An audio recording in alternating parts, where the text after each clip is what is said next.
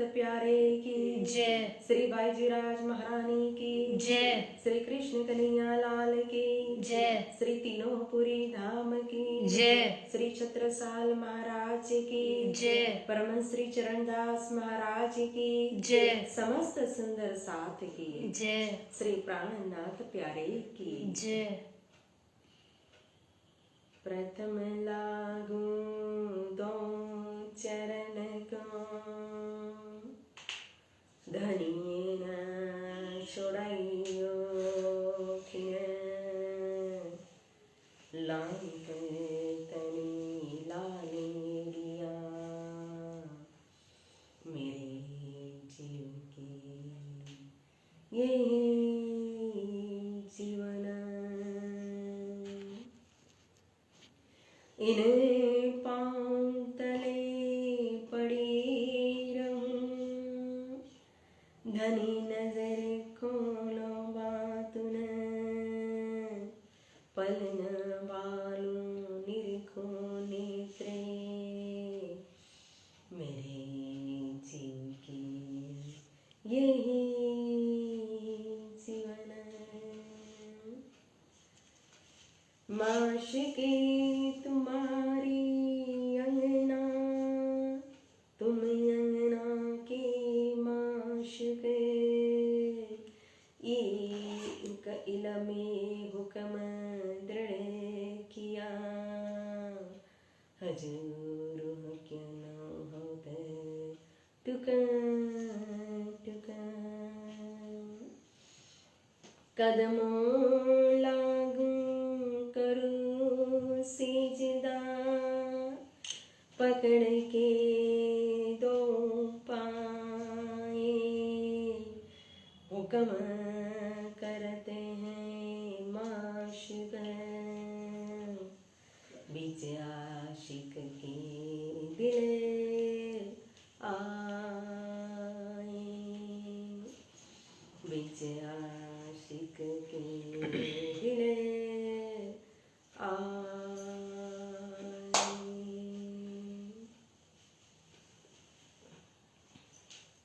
धाम धनी अक्षरातीत श्री राज श्यामा जी परम आदरणीय सेवाभावी हमारे मास्टर जी सेवाभावी श्री प्रकाश शर्मा जी समस्त भजन गायक वाणी गायक समस्त सुंदर साथ जी आप सभी के चरणों में मेरा प्रेम प्रणाम प्रणाम जी। प्यारे सुंदर साथ जी वाणी चर्चा और वाणी एक स्वयं सागर है इसलिए चर्चा के माध्यम से कहो तो सागर को बूंद में ला करके हम श्रवण कर रहे हैं और उसमें भी खिलवत और खिलवत वो भी एक सागर के समान ही है जिस खिलवत को आज दिन तक किसी ने जाना नहीं था जिस खिलवत के विषय में कहो तो आज दिन तक किसी ने सुना नहीं था जो खिलवत कभी भी संसार के अंदर जाहिर नहीं हुई है उस खिलवत को कहो तो या तारतम के द्वारा स्वयं कहो तो धाम धनी ने संसार के अंदर जाहिर कर दिया। तो जैसे मास्टर जी ने बताया कि पंच रोशनी और पंच रोशनी के अंदर हमने इलम को देखा और फिर उसके बाद इशक को कल श्रवण किया था। हक की लिखा कुरान में पहले मेरा प्यार जो तुम पीछे दोस्ती करो तो भी मेरे सच्चे यार देखो यह है प्रेम धनी का प्रेम पहले है तभी वो हमें चुन करके फिर अपने चरणों में लगाते हैं और उसके बाद भी अगर निस्बत को जान करके हम चरण पकड़ लें पीछे करो दोस्ती का मतलब ही है प्यार प्रेम अगर फिर आप बाद में भी समर्पित होते हैं प्रेम करते हो ना तो भी तुम मेरी सच्ची अंगना हो सच्चे मामिन हो सच्चे सुंदर साथ हो क्योंकि प्रेम त्याग है प्रेम आनंद है प्रेम समर्पण है प्रेम स्वयं रस है प्रेम को स्वयं परमात्मा है प्रेम ब्रह्म दो एक है प्रेम स्वयं श्री राज जी है। तो आज उस प्रेम का मूल स्रोत जो है वो निस्बत उस निस्बत के विषय में आज श्रवण करेंगे और फिर कल लेंगे मैं और हुक्म को। तो प्यारे सुंदर साथ जी जो देखो रूह की नजर केती कहूँ महरे महबूबे की जो रुए देखो सहुरे कर, श्री महामति कहे महरे अलेखे, जो देखो रूह की नजर, जो देखो रूह की नजर। निस्बत का प्रकरण। देख तू निस्बत अपनी, मेरी रूह तू आँखा खोल, तेरे कान सुने हक बक्का के बोल। बोलो श्री प्राणनाथ प्यारे की जय, श्री बाईचराज महारानी की जय। प्यारे सुंदर साथ जी, देख तो निस्बत अपनी। निस्बत का मतलब ही होता है संबंध। एक होता है निस्बत को जानना, एक होता है निस्बत को मानना, और एक होता है निस्बत को धारण कर लेना। मतलब कि निस्बत की हुज्जत को, निस्बत का दावा को स्वतः ही संबंध धनी के साथ तुम दुल्हा में दुल्हन का। तो यहाँ जो है वो जिस निस्बत की बात कर रहे, ये तीसरी निस्बत की बात कर रहे, जो दामदनी के साथ रूह की निस्बत है, हमारी निस्बत, हमारे आत्मा की निस्बत, हमारा आत्मा का संबंध स्वयं दामदनी अक्षरातीत श्री राज्य महाराज के साथ है। अब यहाँ संसार के अंदर भी आप देख लो, जो कुछ भी मिलता है तो किससे मिलता है? संबंध से ही तो मिलता है। एक छोटी सी बच्ची है, समझ लो 10 साल की बच्ची है, आज उसका जन्मदिन है। वो बेटी आती है पिता के पास और आकर के पिताजी को प्रणाम करती है। पिताजी कहते हैं कि बेटा आज तुम्हारा जन्मदिन है, तुम्हें क्या चाहिए मांगो। तो छोटी सी बेटी कहती है कि पिताजी मुझे सास चाहिए। पिता कहते हैं बेटा ये नहीं हो सकता, और कुछ मांग लो। तो बच्ची कहती है कि मुझे ससुर चाहिए। अरे ये भी संभव नहीं है, और कुछ मांग लो।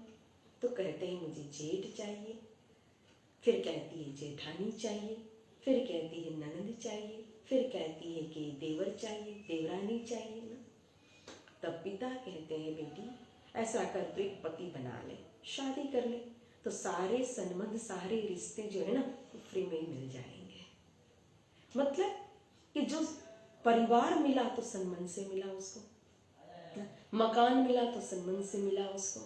जब शादी होती है तो पति का घर उसकी पूरी मालकिन बन जाती है, और फिर धन संपत्ति मिली तो भी संबंध से मिली। तो परिवार संबंध से मिला, मकान संबंध से मिला उसको, संपत्ति जो है संबंध से मिली, तो माया की जो वस्तु है वो भी संबंध से ही प्राप्त की जाती है।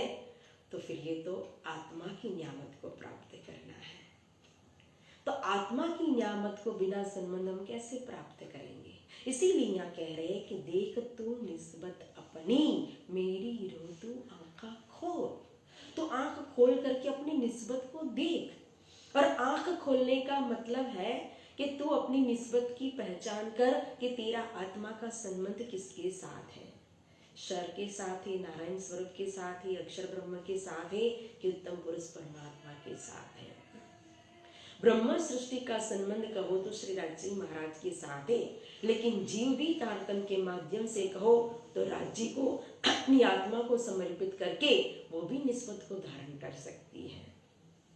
तो इसीलिए कह रहे हैं कि बिना संबंध न पाइए कोटि करो आचार।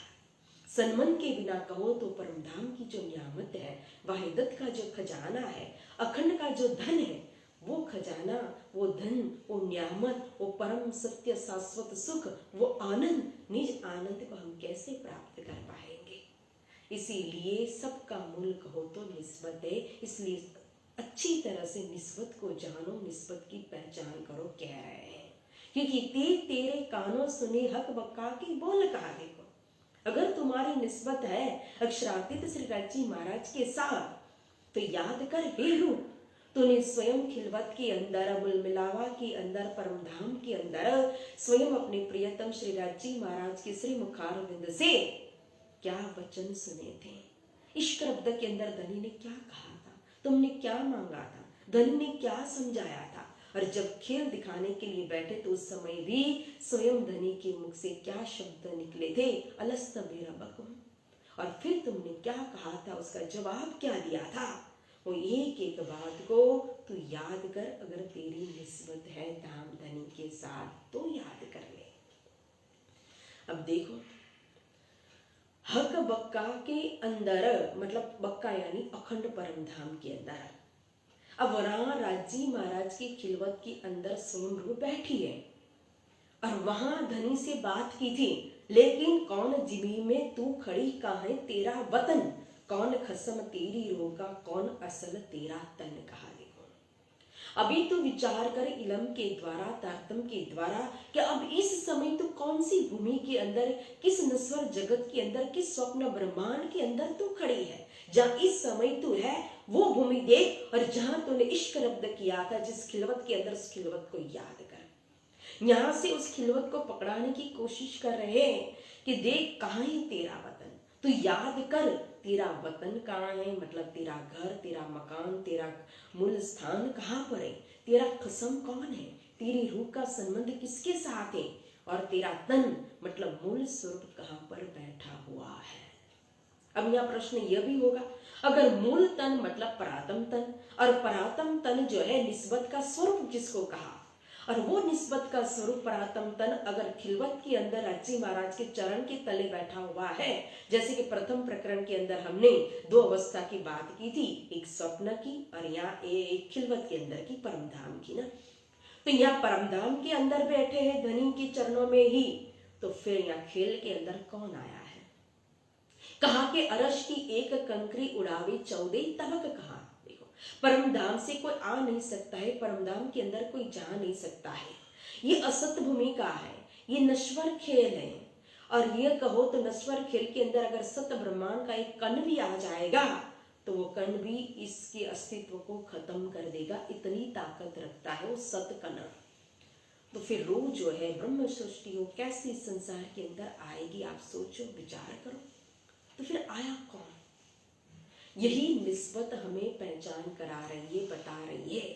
एक चौपाई आती है कि यह जो स्वरूप निस्बत का काहू देहु न दिखाई, बदले आप दिखावत प्यारी निस्बत रखी छिपाई। देखो, राज जी कितना प्यार करते अपनी रूहों को, कि खेल भी दिखाना है जुदागी का, लेकिन जुदा भी नहीं किया राज जी महाराज ने। खेल दिखाने के लिए स्वयं रखा कहाँ, अपने चरण के तले बिठा करके रखा है।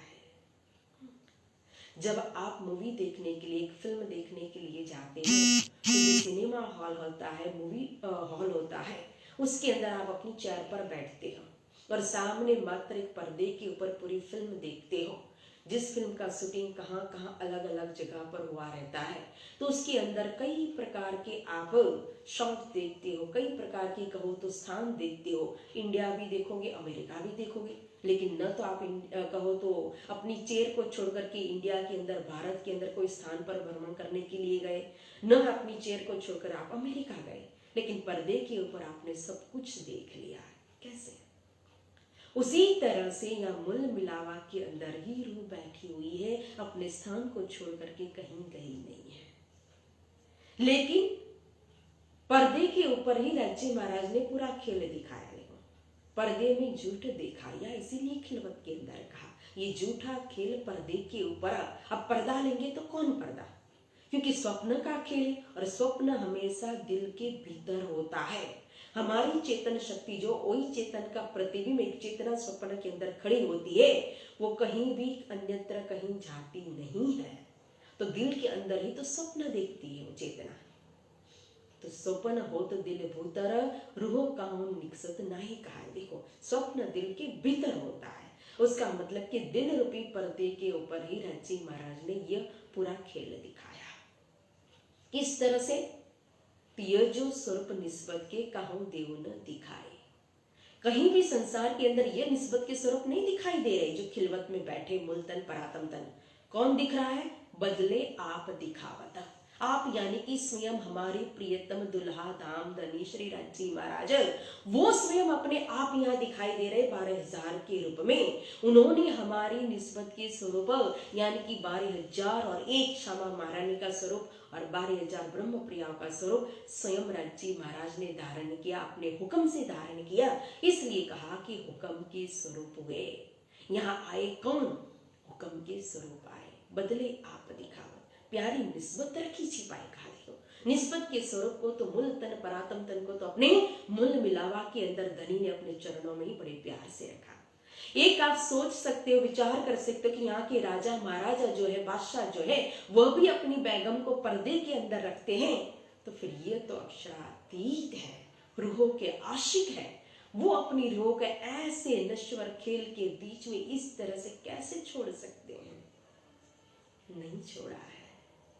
इतना ही नहीं, वो इतना प्यार करते हैं, तभी तो आज दिन तक कहो तो अक्षर भगवान जो स्वयं सत अंग ब्रह्म है, लेकिन फिर भी उनको कभी भी निस्बत के स्वरूप के दर्शन करवाए नहीं है। अपने दीदार दिए अक्षर भगवान को, रोज दर्शन देते थे अपने, लेकिन कभी श्यामा जी के दर्शन नहीं हुए, कभी सखियों के नहीं हुए। जब अक्षर भगवान इस निस्बत के दर्शन से वंचित थे, तो फिर अन्य त्रिदेवा ब्रह्मा विष्णु महेश अन्य देवी देवता, उनकी दृष्टि वो चाहे कितना भी ध्यान करे, लेकिन स्वयं राज्य उनको अनुभव देंगे, लेकिन अपने निस्बत के स्वरूप का अनुभव कभी नहीं देते हैं। यहाँ भी एक जीव कितना भी चाहे भक्ति करे, कितना भी कहो तो व्रत जप तप करे, समर्पित भाव से निस्बत को धारण करके, तो राज्य स्वयं अपना दर्शन देते हैं। लेकिन निस्बत न होते हुए निस्बत को कभी भी दिखाते नहीं है, दर्शन नहीं देते हैं। कितनी गहराई से राज्य महाराज ने निस्बत को रखा हुआ है, किस तरह से छिपा करके रखा है अपनी निस्बत को, देखो। अब यहाँ जो 8 सागर हम जानते हैं, परम धाम के अंदर बड़े बड़े 8 सागर है ना। अब 8 सागर में हम कहे किसी को भी प्रश्न, अभी तो कोई प्रश्न करे और जवाब भी दे तो सुनाई नहीं देगा, लेकिन मुझे पता है कि आंसर क्या होगा। अगर मैं पूछूं कि 8 सागर में सबसे बड़ा सागर कौन सा है, बताओ। 8 सागर में सबसे बड़ा सागर कौन सा है? नूर का, नीर का, क्षीर, दधि, घृत, मधु, रस या सर्वरस? मेहर सागर बड़ा है, निस्बत का बड़ा है, प्रेम का बड़ा है, कि इलम का सागर बड़ा है, कि श्रृंगार का बड़ा है, कि जोश का सागर बड़ा है? कौन सा सागर बड़ा है? सभी के मुख में एक ही आंसर होगा, मुझे पता है कि मेहर सागर। ये सागर निपट बड़ा कहा है, देखो। मेहर सागर अति विशाल कहा, और मेहर के लिए कहा कि सभी अंतरंग मेहर के ही है। हुक्म मेहर के हाथ में, जोश मेहर के अंग, इशक आवे मेहर से, बेशक इलम दिन संग कहा। देखो ध्यान से सुनना। अब हुक्म मेहर के हाथ में कहा, जहां मेहर है तो वहीं हुक्म होगा, तो मेहर का ही अंग हुक्म हो गया। हुक्म मेहर के हाथ में, जोश मेहर की अंग, इशक आवे मेहर से, बेशक इलम दिन संग। तो इलम और इशक भी मेहर के अंग हो गए, मेहर के सागर की एक लहर हो गई। तो जहां मेहर है वहीं हुक्म है, जहां मेहर है वहीं इलम है, जहां मेहर है वहीं इश्क है। तो सबसे बड़ा सागर मानेंगे कि मेहर सागर है। लेकिन मेहर कहाँ है? धनी की। किसके ऊपर मेहर होती है? ऐसे तो सबके ऊपर धाम धनी ने मेहर की, लेकिन विशेष मेहर जो होती है वो निस्बत के ऊपर होती है, निस्बतियों के ऊपर होती है। सबसे बड़ा सागर, अगर आप 7वां सागर पढ़ोगे सागर ग्रंथ के अंदर, तो आपको खुद समझ में आएगा कि सबसे बड़ा सागर है निस्बत का सागर। जित मेहर तित सब कहा, लेकिन जहां निस्बत है वहां स्वयं मेहर है। तो मेहर के अंदर में जितने भी लहरें हैं, अंग हैं, वो तो सब निस्बत के तले ही हो गए। इसलिए जित निस्बत तित सब हो गया। देखो जहां निस्बत है, जहां संबंध है, वहां सब कुछ है। सोच सकते हो आप स्वयं अपने जीवन के अंदर भी कभी कभी आप अंतरंग अपने जीवन के ऊपर दृष्टि डालोगे और चिंतन करोगे, तो ऐसा नहीं कि प्रत्यक्ष राज्य महाराज सामने आकर के खड़े हो जाए तो ही आपको अनुभव मानोगे उसका। वही दर्शन है। मेहर के भी दर्शन कर सकते हो, हुक्म के भी दर्शन कर सकते हो ना, निस्बत के भी दर्शन कर सकते हो। तो आपके जीवन के अंदर कई बार आपको राज्य के ऐसे अनुभव हुए होंगे, मेहर के कहो, निस्बत के कहो, जिसके द्वारा स्वयं आप उस आनंद के सागर के अंदर गोते खा सकते हो। अब कहना तो नहीं चाहिए, लेकिन देखो, जब पांचों, जैसे कि ये तीन ब्रह्मांड बने, ब्रज, रास और जागनी, तो किसके लिए? निस्बत के कारण ही तो बने। ये खेल ही निस्बत के कारण बना हुआ। जब ब्रह्म सृष्टियों ने मांगा खेल, तभी तो सतंग अक्षर भगवान के ऊपर हुक्म हुआ, और हुक्म के कारण कहो तो ये खेल की रचना हुई। तो मूल कौन हुआ? ब्रह्म सृष्टि, निस्बत ही ना। तो निस्बत के कारण ही तो खेल हुआ, और निस्बत के कारण ये तीन ब्रह्मांड हुई, जो अब ऐसा हुआ न हो सी कब, ये तीनों में ब्रह्म लीला हुई। कहा देखो, ये तीनों ब्रह्मांड जो ब्रज, रास और जागनी, उसका मूल भी निस्बत है। और इतना ही नहीं, निस्बत थी तो ब्रह्म सृष्टि तो फराम उसी के पर्दे के अंदर चली गई, लेकिन फिर भी हमको खेल देखावन काज, हमसे पहले पधारे श्री राज। देखो, ब्रजमंडल के अंदर सबसे पहले कौन आ गए? हमारे बालाजी, श्री कृष्ण जी।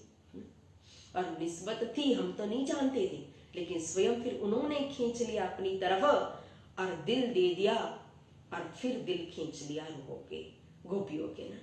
और निस्बत थी तभी उन्होंने बंसी बजा करके ब्रज में से रास में पहुंचा दिया। निस्बत थी तभी रास में से कहो तो वो नहीं जानती थी गोपियां, लेकिन परम धाम में पहुंचा दिया।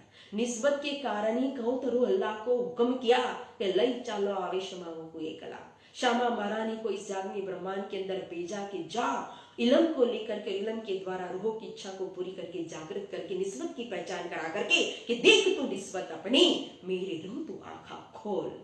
अपनी आंख को खोल मतलब पहचान करके फिर यहाँ परम धाम में लेकर के आना।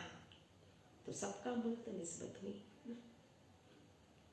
अब यहाँ जागनी ब्रह्मांड के अंदर आप स्वयं अनुभव, जो पहले से परिणामी है तो भी किस तरह से इलम के माध्यम से राज्य हमें, क्योंकि इलम भी निस्बत के अंडर में है, कहा ना।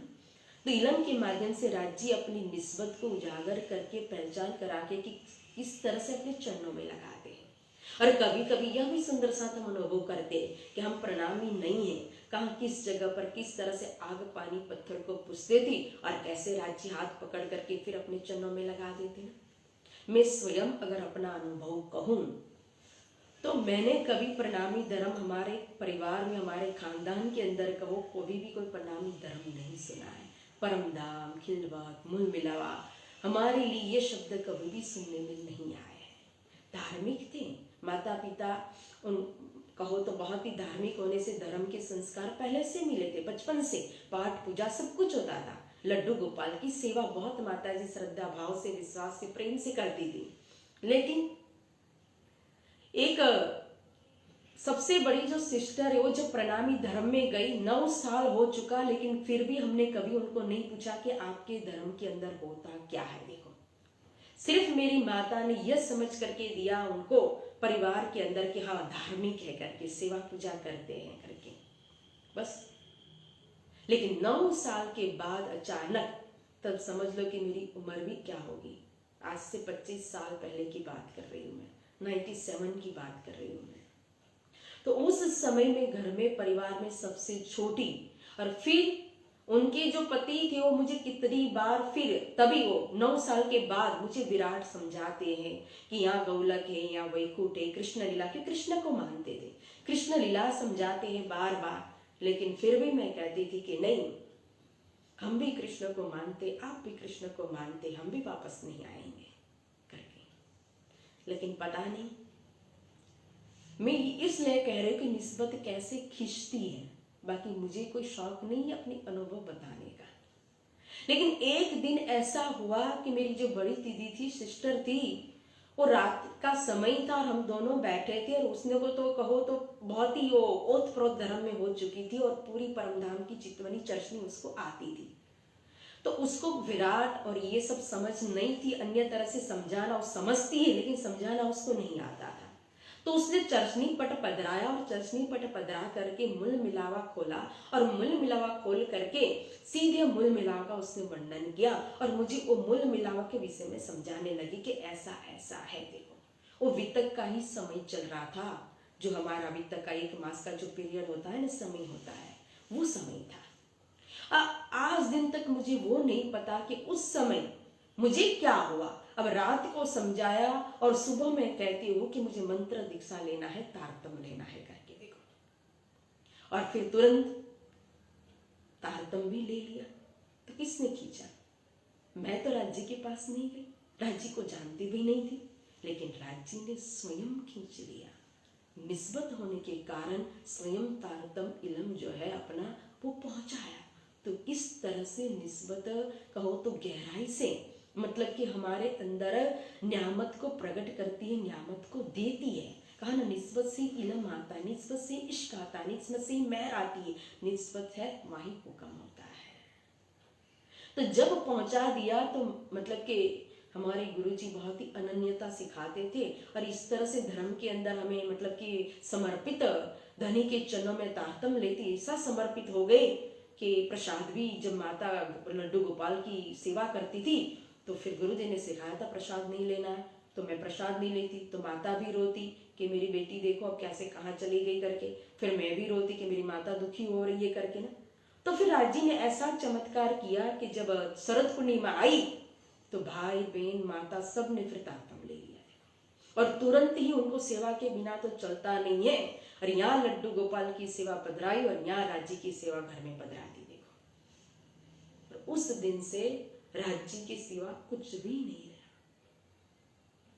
तो यह जो निस्बत है, यह निस्बत ही का तो चमत्कार है, वरना ये न्यामत अपने आप बिन मांगे, कहा ना, मांगे मिले न बिक, और बिन मांगे तो मोती मिल जाते हैं। तो ऐसा ही हो गया।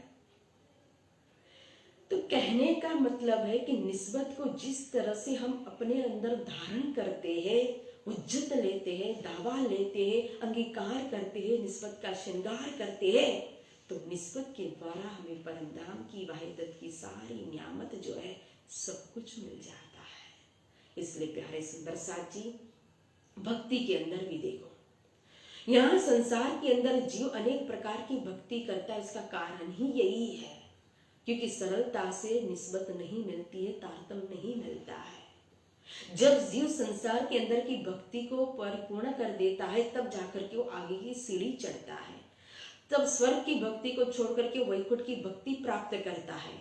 और नवदा भक्ति जब उसकी परिपूर्ण हो जाती है, वो जीव परिपक्व बन जाता है, तब वो 81 में सीढ़ी छोड़ करके नवदा भक्ति को छोड़ करके वैकुंठ का मार्ग छोड़ करके फिर वो आगे जाता है। इस तरह से शुद्ध होते होते और प्रमोशन होते हुए आगे सीढ़ी चढ़ते चढ़ते चढ़ते फिर 108 के अंदर मतलब परम धाम के अंदर वो प्रवेश करता है। इसीलिए यहाँ कह रहे हैं, देख तो निस्बत अपनी मेरी, रो तो आंखा खोल, अंतर की दृष्टि को खोल करके संबंध को दृढ़ करो, पक्का करो, उसके अंदर कच्चा मत रखो। या एक भोजन होता है वो भी कच्चा हजम नहीं होता है, उसको भी कहो तो पाचन करना बहुत ही मुश्किल हो जाता है। तो संबंध हमारा कच्चा होगा तो हम किस तरह से उस नियामत को पचा पाएंगे, ग्रहण कर पाएंगे, ले पाएंगे उसकी लज्जत को, उसके रस को, उसके आनंद को।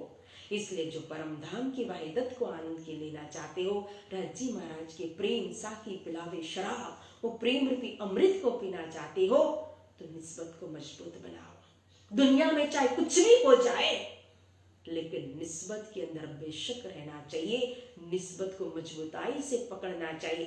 ऐसी मजबूताई से पकड़ो कि जैसे दिमक लकड़ी को पकड़ लेती है।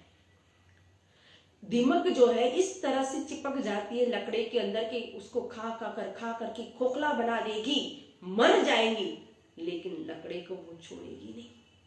तो उसी तरह से हमें अपनी निस्बत को इस तरह से मजबूताई से पकड़ना चाहिए, चाहे संसार इधर से उधर हो जाए, चाहे कोई भी विपरीत परिस्थिति आ जाए संसार के अंदर, चाहे दुख आए, चाहे सुख आए, चाहे मान मिले, चाहे अपमान मिले, चाहे कुछ भी हो, लेकिन हमारी निस्बत हमसे छूटनी नहीं चाहिए।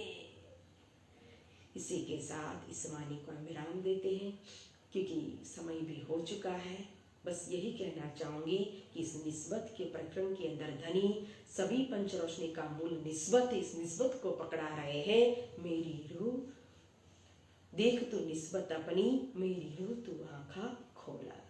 फिर जैसे कल एक ही दिन बचा है तो हुक्म और फिर मेहर उस दोनों रोशनी को लेंगे और इस पंच रोशनी को पूरा करेंगे।